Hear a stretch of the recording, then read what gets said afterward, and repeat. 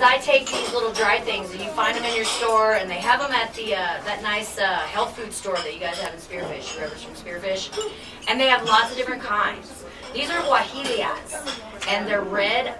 If you're going to do a green chili, I think he has on the recipe, which is another correction, to put green chilies in this. But when I'm making a red sauce, I like to use the red one. So making a green one, I like to use the green one. So I like the green too. They're sometimes a lot more spicy though, Jim. You got to kind of watch that. But these are the same as the fresh ones. If you take all these little seeds and things out of them, and the tops off of them, they're not super hot. So, but we have the dried ones. I use a combination because Jenny, that has the lovely jewelry shop, yes, she brings me these from New Mexico, and we roast them and we freeze them.